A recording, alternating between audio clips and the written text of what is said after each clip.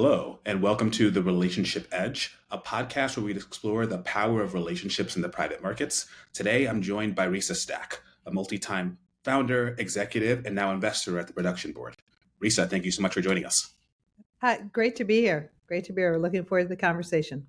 Likewise, same here. Well, we'll dive right in. And I saw that you have a really interesting kind of starting point into venture investing in your career in this domain, where you were studying for your PhD in cellular immunology and then also working on a trading desk at the Chicago Board of Trade. How did those two things combine into the role that you have today? Well, I've always wanted.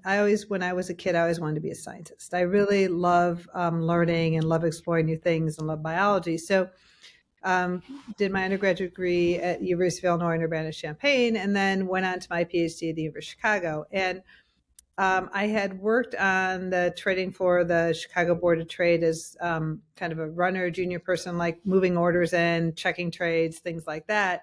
And then, at the time, so remember, this is back in the days when everything was live. We did not have electronic trading.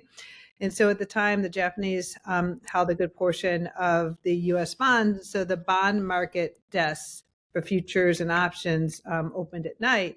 And so I was able to do that for 3 to 4 hours a night, a couple nights a week, in order to earn extra money while I was a graduate student. But I'd always loved trading and risk taking, and I love science. And it really those two loves or interests of mine really led me to want to find a career where I could leverage my love and knowledge of science but also there was a risk taking aspect to it. And so when I was a graduate student, I read the book called The $1 Billion Molecule, which is a book about the founding of Vertex, which is as everyone knows, a major biopharmaceutical company.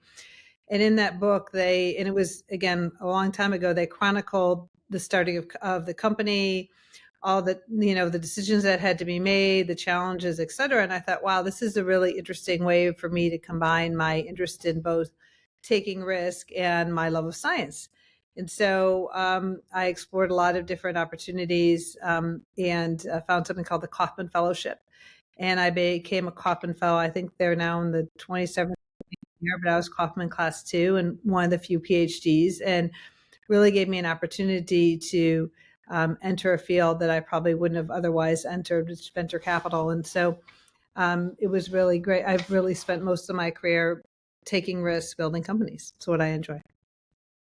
Yeah, that's awesome. And to your point, having described it that way, I can totally see the interrelationship between those things, but on paper certainly was less obvious to me, at least. And so it's cool to hear how people are able to combine distinct passions into ultimately really awesome and fulfilling careers. Maybe going down that career path for a moment. So coming out of that experience, you've been a multi-time founder, you've also been an investor and are an investor today.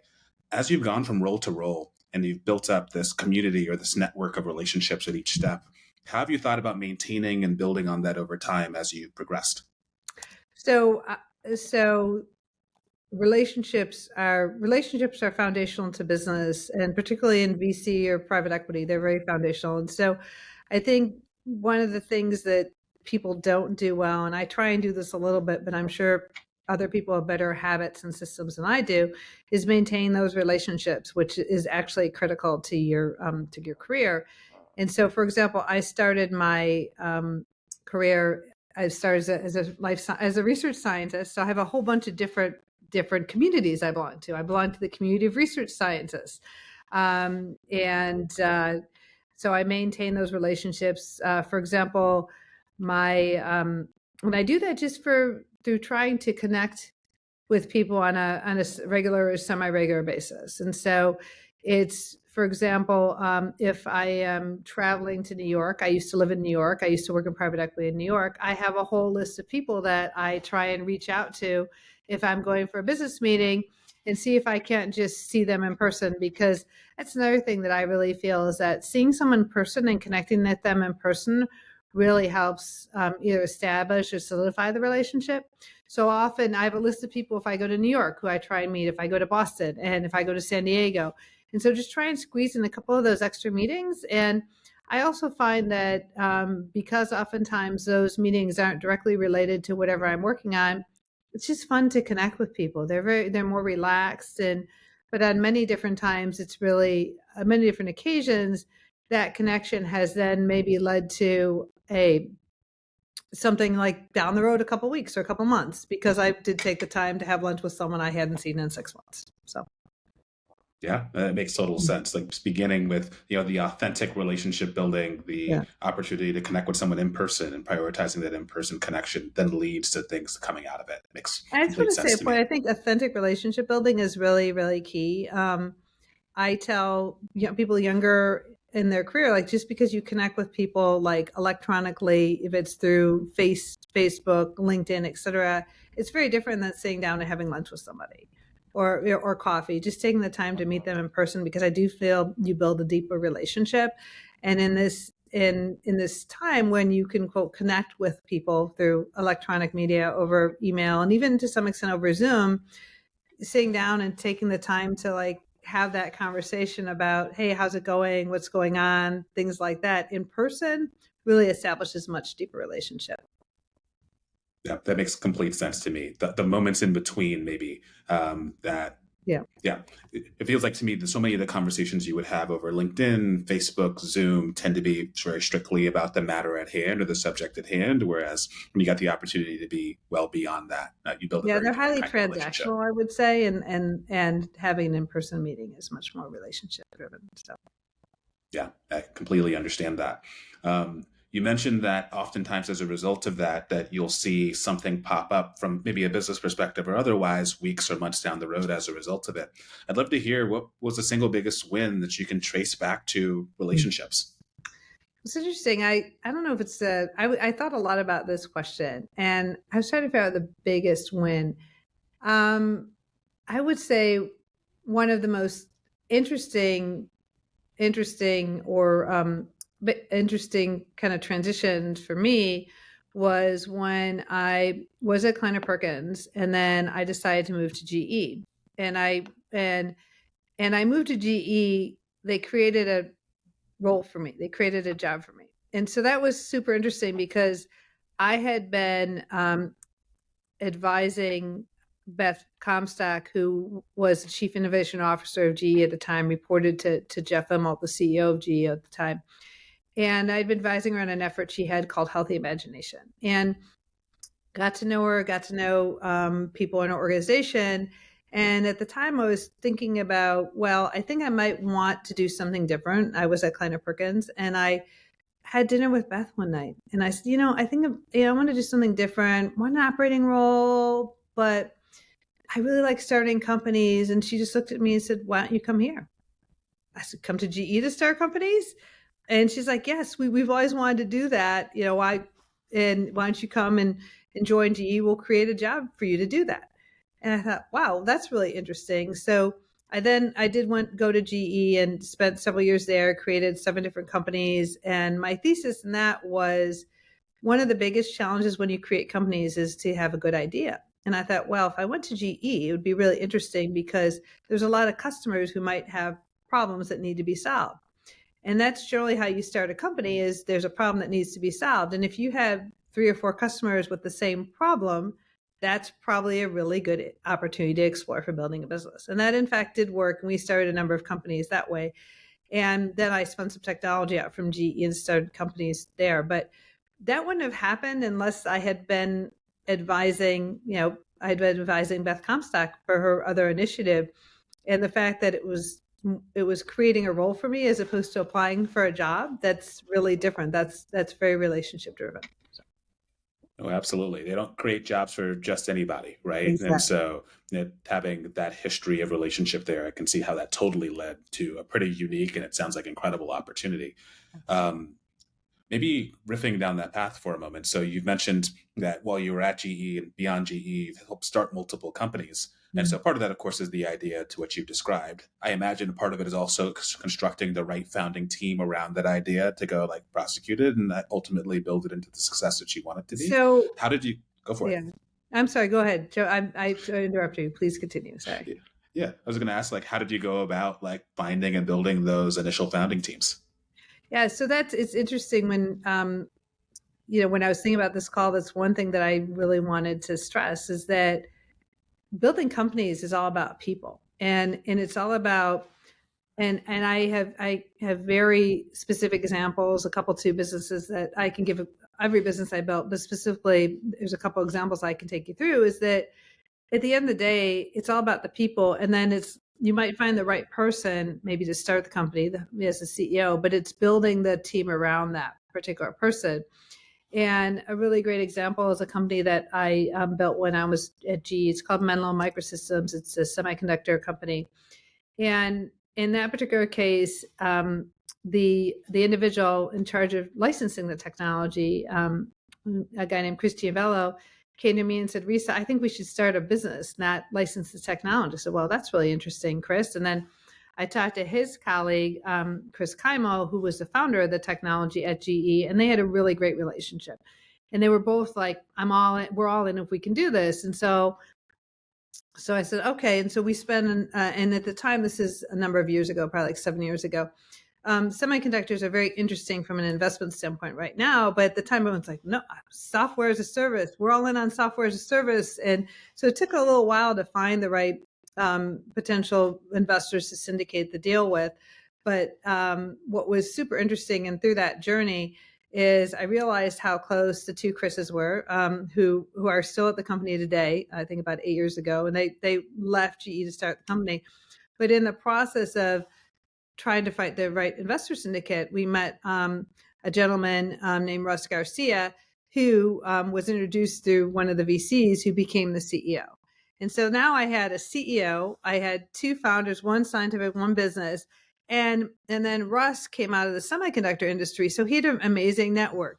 He brought with him his CFO. He brought with him his head of sales, head of sales. He brought with him part-time kind of head of people. So in that particular company, it started with these two founders, then we got Russ in, and then we had the whole, kind of basically the foundational management team to get going.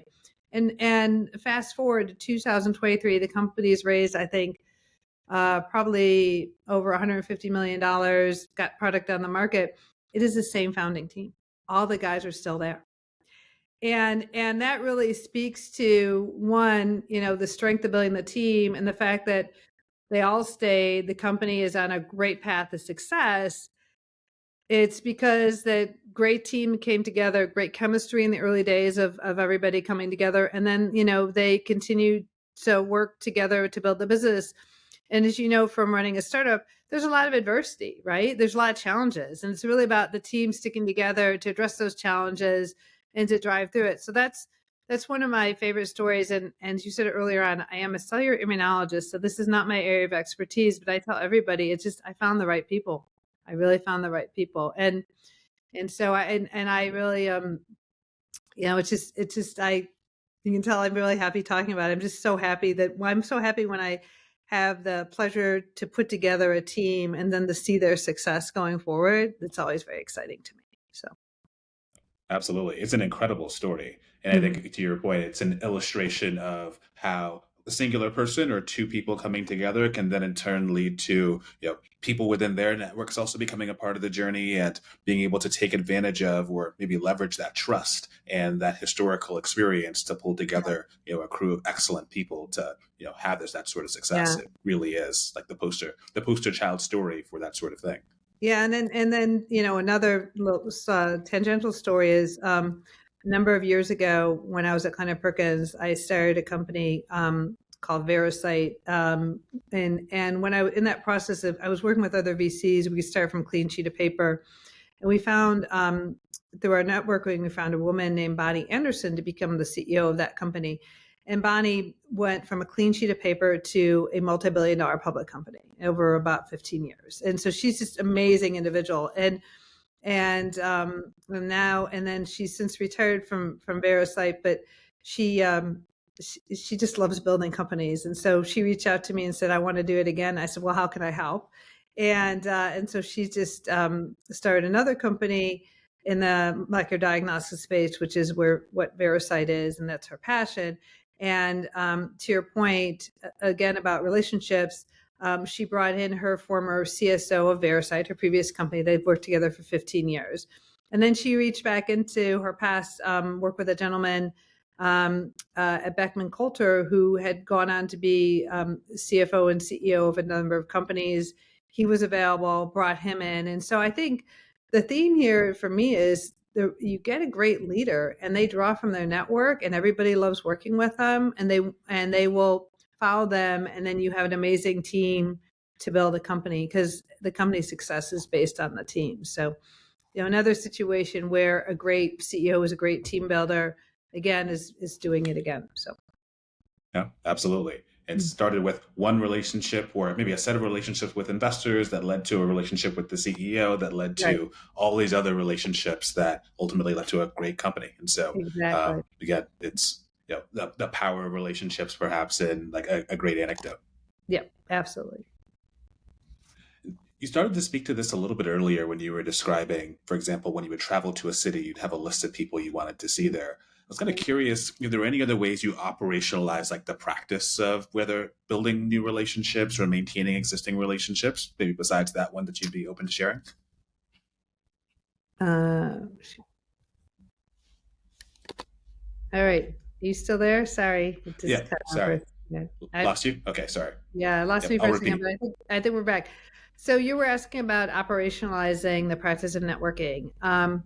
So the other things that I do is I try and do at least one, usually two lunches or coffees a week from a networking standpoint. And I make it with people, for example, I am not working on a deal or a company with. So somebody I'm not interacting with on a regular basis, but that's someone that's in my network. Um, so I do that on a regular basis. And then I also try and I keep a list of people. Like I try and keep a list in my contacts. Maybe last time I've spoken for someone, I try and keep a list of how if I people that I should reconnect with again. And I found particularly for what I do that's really valuable in the case of the company that I just started.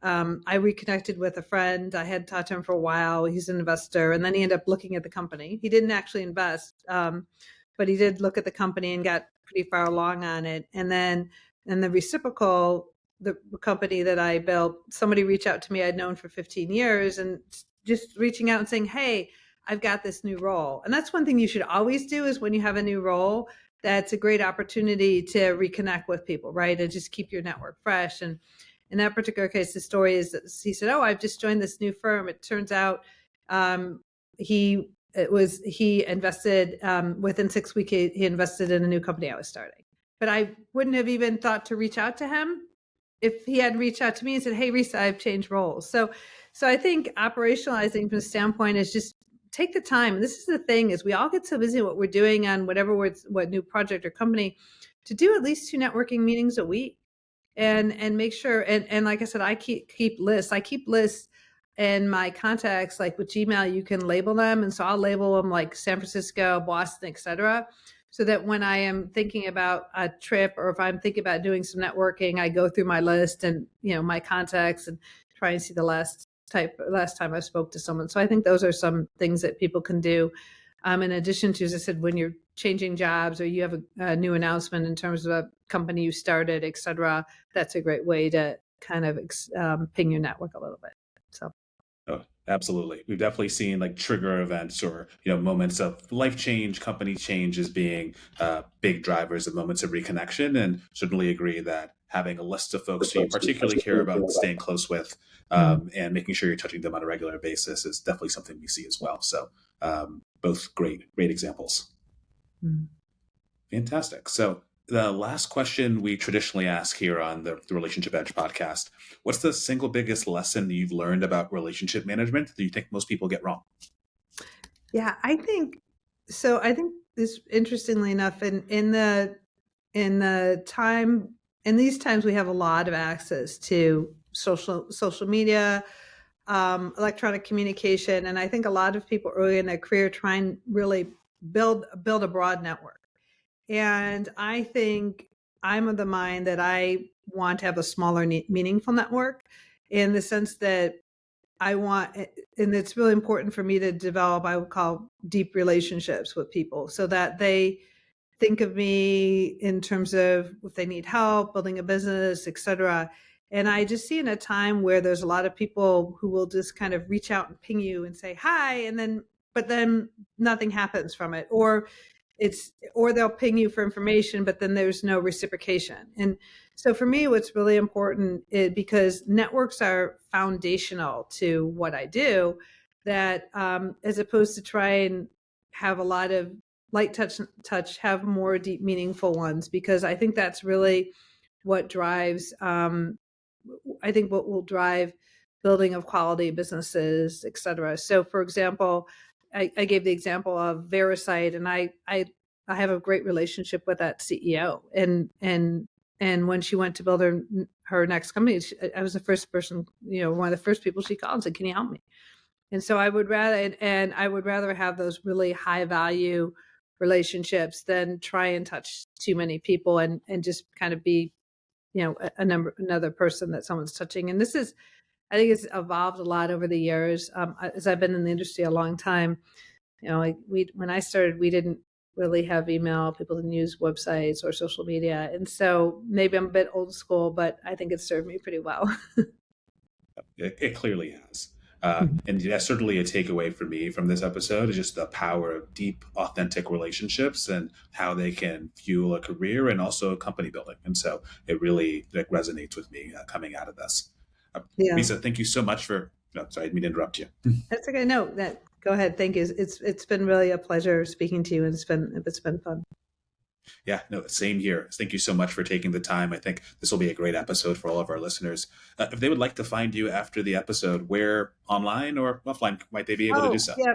Best way to find me is on the production board website. I am Risa at theproductionboard.com. So Great. Well, thank you again so much for the time. Phenomenal episode, and looking forward to talking to you soon. yes, nice to meet you. Thank Nice to you. meet you. Bye.